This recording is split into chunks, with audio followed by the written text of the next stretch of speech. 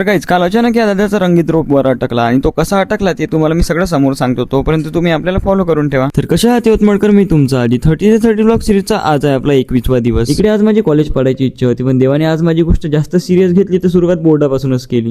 त्यानंतर इकडे कॉलेजमध्ये आलो, थोडं टाइमपास केला, इकडे सुमितला बर्थडे विश केला आणि त्यानंतर निघालो मी डायरेक्ट घरी जायसाठी. घरी जायच्या पहिले आम्हाला होतं शोरूम मध्ये थोडं काम, कारण राजच्या गाडीची नंबर प्लेट आम्हाला चेंज करायची होती. मी इकडे राजला सांगून राहिलो होतो की नंबर प्लेट इथे चेंज करून नाही, ते दुसरीकडे चेंज करायला लागते, तरी तो गेला आणि चुपचाप परत वापस आला. राजले म्हटलं माहित काहीच नाही, राज चाललो होतो कुणीकडे बी, जोपर्यंत मी आहे ना तोपर्यंत हे सेफ आहे ना, तर काही बी करू शकते लोक याच्यासोबत. त्यानंतर इकडे नंबर प्लेट चेंज करत होतो, पण ते नंबर प्लेट बी राज सारखीच होती, अजिबात निघाचं नाव नव्हती. पण त्या काकाने कसं तरी करून ते नंबर प्लेट लावून दिले. त्यानंतर आम्ही डायरेक्ट निघालो घरी जायसाठी. घरी गेलो, फ्रेश वगैरे झालो, त्यानंतर डायरेक्ट पोहोचलो मामाच्या दुकानावर चाय प्यायसाठी. आणि आजचा चाय होता आमच्या डॉक्टर साहेबाकडून.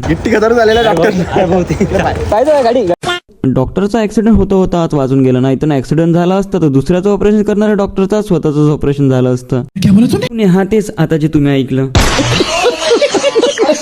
त्यानंतर इकडे सुहासला भेटलो आणि डायरेक्ट पोहोचलो ग्राउंडवर मस्त व्हॉलीबॉल वगैरे खेळला आणि डायरेक्ट गेलो होतो मास्टर सोबत बाहेर गेलो. आणि विषय असा होता की आज होती शिवजयंती स्थितीप्रमाणे, त्यामुळे इकडे रॅली पण निघालेली होती. इकडे हा वो मस्त रंगीत रोप घुमवतच होता, तर बघतो तर काय वरत फेकला तर डायरेक्ट तारातच अटकला. आता शिवजयंतीच्या रॅलीमध्ये काय काय होतं आता ते पण बघून घ्या.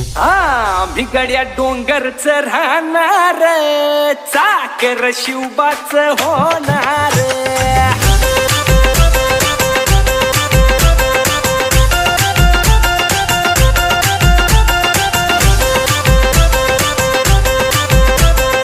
आणि होय गाईस, तुम्हाला तर हा ब्लॉग आवडला असेल तर चला मग उद्या एका नवीन ब्लॉग मध्ये भेटू. तोपर्यंत तुमच्या आधीकडून तुमच्या सर्वांना बाय बाय.